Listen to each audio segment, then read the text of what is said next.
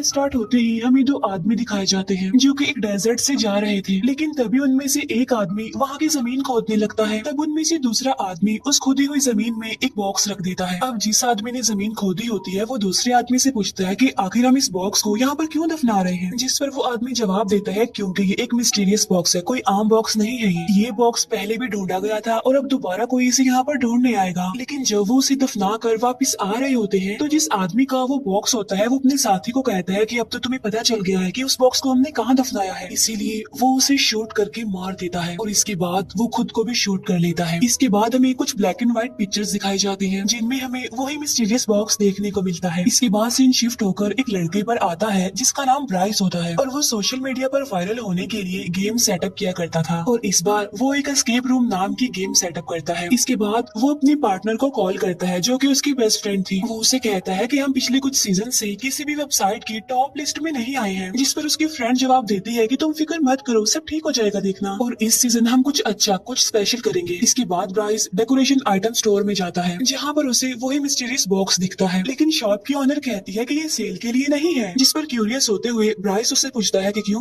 क्या है इसमें ऐसा, जिस पर वो लेडी उसे बताती है क्योंकि इसमें शैतान को कैद किया जाता है। तब ये सुनकर ब्राइस को एक आइडिया आता है कि मैं इस बॉक्स को अपने एस्केप रूम में रखूंगा। इसीलिए जब शॉप की ओनर किसी काम के लिए जाते हैं तो पीछे से ब्राइस चुपके से उस बॉक्स को लेकर और कुछ पैसे वहाँ पर छोड़कर वहाँ से चला जाता है। इसके बाद हमें एक कपल दिखाया जाता है जो कि दोनों ब्राइस के फ्रेंड होते हैं और ये दोनों ब्राइस के एस्केप रूम में जाने वाले थे। इसके बाद हमें एक और कपल दिखाया जाता है और ये दोनों भी ब्राइस के फ्रेंड थे और इनमें लड़की का नाम जेस था और तभी उसके पास उसके दूसरे फ्रेंड की कॉल आती है जो उससे पूछता है कि तुम कितनी देर तक निकलोगे, जिस पर वो कहता है कि थोड़ी देर में। इसके बाद वो सारे लोग ब्राइस की लोकेशन पर चले जाते हैं जहाँ पर ब्राइस उन सबको वेलकम कहता है। तभी ब्राइस की फ्रेंड इस गेम के किलर के पास जाती है और उससे कहती है कि सब लोग आ गए हैं तो तुम जल्दी से रूम में जाकर छुप जाओ। इसके बाद ब्राइस सबको गेम के रूल बताता है कि तुम एक रूम में लॉक्ड हो जाओगे और तुम्हें उस रूम में कुछ क्लू ढूंढने हैं जिनकी मदद से तुम दरवाजा खोलोगे और वहाँ से एस्केप करोगे। लेकिन हाँ, एस्केप करने के लिए तुम्हारे पास सिर्फ 55 मिनट होंगे और वो रूम पूरी तरह पजल से क्लू से भरा हुआ है और तुमने उन पजल्स को सॉल्व करना है तभी तुम बाहर आ सकोगे। और चाहे तुम जितना मर्जी चिल्लाओगे उस रूम में लेकिन आवाज बाहर नहीं आएगी। वो ये भी बताता है कि उस रूम में मोबाइल फोन्स नहीं है और वहाँ पर नेटवर्क भी नहीं आते। ब्राइस अब उनके फेस को एक कपड़े से कवर कर देता है और चुपके से वहाँ से चला जाता है। अब वो सारे लोग जैसे ही रूम में एंटर करते हैं तो डोर अपने आप से ही लॉक्ड हो जाता है। दूसरी तरफ ब्राइस कैमरा के जरिए उन सबको देख रहा था और लोगों को उस रूम में एक टेप रिकॉर्डर मिलता है जिसमें एक आदमी बोल रहा होता है। वो कह रहा होता है कि जब तुम मेरी रिकॉर्डिंग सुनोगे तब तक मैं मर चुका हूँगा, लेकिन मैं तुम्हें कुछ इंस्ट्रक्शंस देना चाहता हूँ। और मेरा एक बेटा है जो इंसान नहीं बल्कि शैतान है और उसने अपनी मदर को भी मार दिया और उसके अलावा बहुत सारे लोगों को उसने मार दिया और मैंने उसे इसी रूम में चेन से बांधा हुआ है और ये कमरा उसी का था जहाँ पर वो मर्डर किया करता था। और चाहे जो भी हो जाए तुम उसे यहाँ से आजाद होने मत देना और जितनी जल्दी हो सके इस रूम से बाहर निकलो।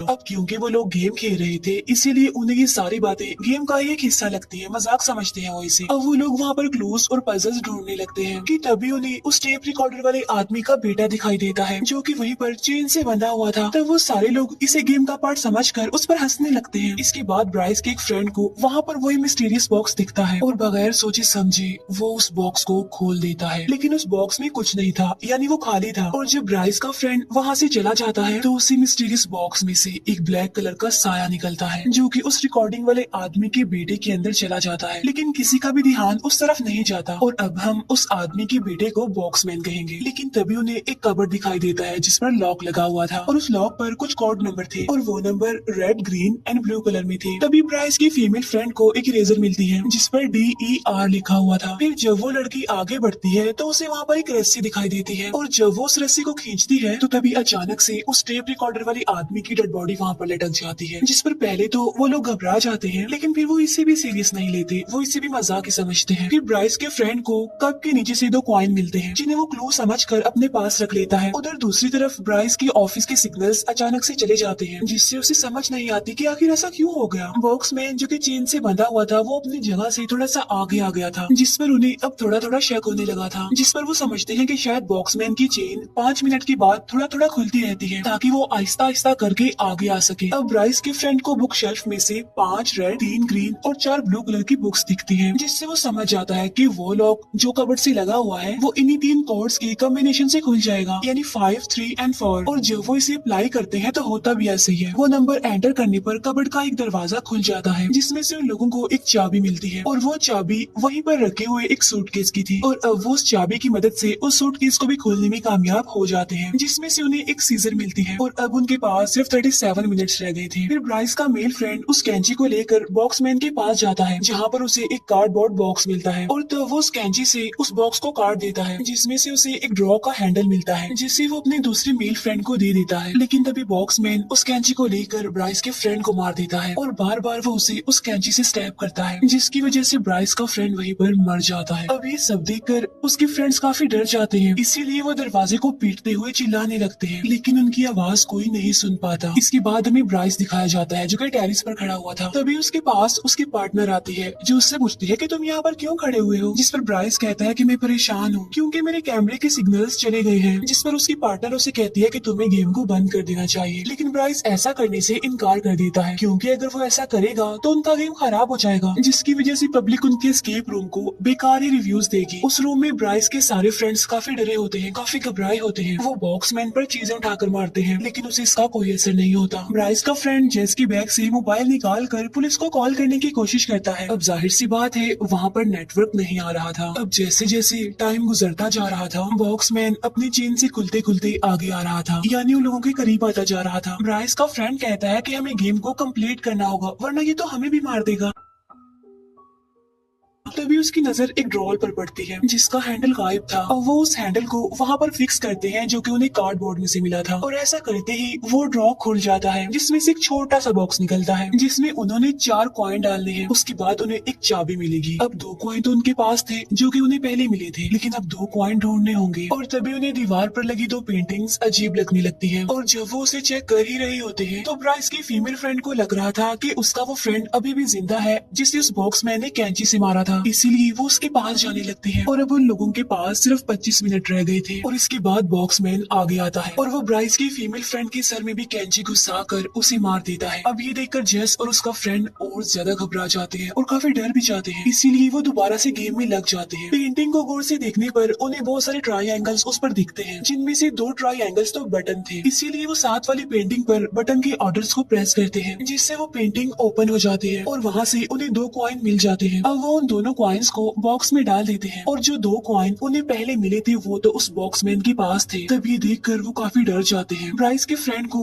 वहाँ पर एक स्मोक अलार्म दिखता है, जो कि बिल्कुल बॉक्समैन के ऊपर लगा हुआ था। इसीलिए वो जेस को समझाता है कि मेरे पास एक लाइटर है, मैं बॉक्समैन के पीछे जाऊंगा, उसे डिस्ट्रैक्ट करूंगा, तब तक तुम लाइटर को स्मोक अलार्म के पास ले जाकर जला देना। तब जेस का फ्रेंड ऐसा ही करता है, वो बॉक्समैन के पीछे जाकर उसकी चेन पकड़ लेता है, और जेस उस लाइटर को स्मोक अलार्म के पास ले जाकर जलाती है, लेकिन इससे कुछ भी नहीं होता। फिर वो दोनों किसी तरह बचकर बॉक्समैन से दूर आ जाते हैं। टाइम गुजरता जा रहा था, उनके पास सिर्फ 19 मिनट रह गए थे। उधर ब्राइस की पार्टनर उसे समझा रही होती है कि अगर उन लोगों को उस रूम में कुछ हो गया तो हम बहुत बुरा फंसेगी देखना, इसीलिए तुम्हें किसी भी तरह करके इस गेम को खत्म करना होगा। लेकिन ब्राइस अब भी इस बात के लिए एग्री नहीं हो रहा था, और अब वो सिग्नल जाने से पहले की वीडियो देखने लगता है कि आखिरी सिग्नल जाने की वजह क्या है, जिससे उसे पता चलता है कि सिग्नल्स तब गए थे जब उस मिस्टीरियस बॉक्स को खोला गया था। जिसके बाद उनकी गेम का किलर अजीब तरीके से कैमरा को देख रहा होता है, और तो और उसने कैमरा का वायर निकाल दिया, और यही वजह बनी कि सिग्नल्स चले गए। तब ये देखकर ब्राइस समझ जाता है कि सब कुछ उस बॉक्स के खुलने के बाद ही हुआ। अब क्योंकि जेस और उसके फ्रेंड के पास बचने का कोई चांस नहीं होता, तो जेस का फ्रेंड उससे कहता है कि मैं जाऊंगा बॉक्समैन के पास उसे वो कॉइन्स लेने, लेकिन जेस उसे ऐसा करने से मना कर देती है, जिस पर उसका फ्रेंड उसे कहता है कि देखना मैं जरूर ले आऊंगा वो कॉइन्स। इसके बाद जेस का फ्रेंड बॉक्समैन के पास जाता है, जहाँ पर उसे कांच का टुकड़ा दिखाई देता है, और तभी जेस बॉक्समैन की तरफ एक सूटकेस फेंक कर मारती है। तो मौके का फायदा उठाकर जेस का फ्रेंड उस कांच के टुकड़े को बॉक्समैन की आंख में घुसा देता है। अब इतनी खतरनाक हमले के बाद भी बॉक्समैन को कुछ नहीं होता, उल्टा वो उसी कांच के टुकड़े से जेस के फ्रेंड पर अटैक करता है, जिससे जेस का फ्रेंड बुरी तरह इंजर्ड हो जाता है, और इसके बाद वो बेहोश हो जाता है।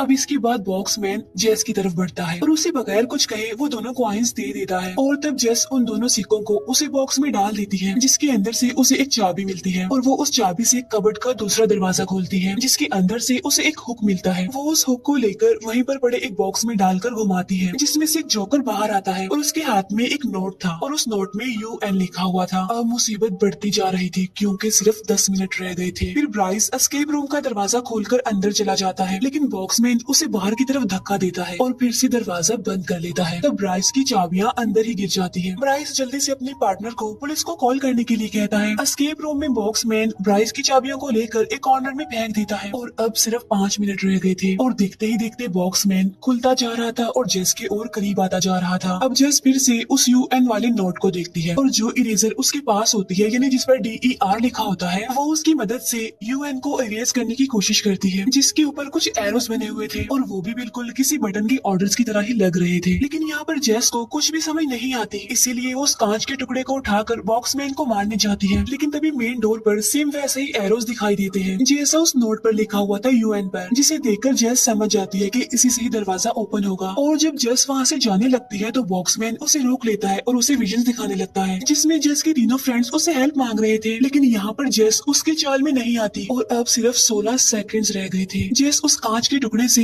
बॉक्समैन पर स्टैप करती है और वो मेन डोर पर बने एरोस को उन्हीं एरोस के ऑर्डर से प्रेस करती है जिसकी वजह से वो डोर ओपन हो जाता है और जेस टाइम से पहले ही वहाँ से बाहर आ जाती है। और तब बॉक्समैन जेस के लिए क्लैपिंग करने लगता है शायद इसलिए कि वो इस गेम की सर्वाइवर थी। इसके बाद जेस वहाँ से भाग जाती है। इतनी ही देर में वहाँ पर पुलिस भी आ जाती है जो कि एस्केप रूम में जाती है जहाँ पर बॉक्समैन पुलिस पर भी अटैक करने ही वाला होता है कि तभी पुलिस उसे ही शूट कर देती है और यहाँ पर बॉक्समैन का खेल खत्म हो जाता है। उसके मरते ही वो काला साया उसके अंदर से निकल जाता है। इसके बाद जेस एक एम्बुलेंस के पास खड़ी हुई थी क्योंकि उसके फ्रेंड को हॉस्पिटल लेकर जाया जा रहा था, वो इंजर्ड था काफी और वहीं पर ब्राइस भी खड़ा हुआ था जो जेस को देख कर क्रीपी सी स्माइल पास कर रहा था। ऐसा लग रहा था कि वो काला साया अब उसके अंदर आ गया हो। तब ब्राइस अजीब तरह से रिएक्ट करते हुए वहाँ से दूर चला जाता है। इसके बाद ब्राइस की पार्टनर उस बॉक्स को उसे शॉप पर लेकर जाती है उसे वापस करने के लिए और वो शॉप की ओनर को बताती है कि मैं ब्राइस के साथ रहती थी लेकिन अचानक से वो एक दिन गायब हो गया। जिस पर शॉप की ओनर कहती है कि मैंने उस दिन उसे समझाने की कोशिश भी की थी कि ये एक खतरनाक और मिस्टीरियस बॉक्स है लेकिन उसने मेरी बात का यकीन नहीं किया और वो इसे कोई टॉय समझकर ले गया। तब शॉप की ओनर ब्राइस के पार्टनर से पूछती है कि क्या तुमने इस बॉक्स को देखा था खुलते हुए, जिस पर ब्राइस की फ्रेंड कहती है कि हाँ देखा था, जिस पर वो शॉप की ओनर कहती है कि ओहो अब वो शैतान तुम्हारे लिए वापस आएगा। तब ये सुनकर ब्राइस की फ्रेंड काफी डर जाती है और उसके परेशान होने के साथ ही ये मूवी यहीं पर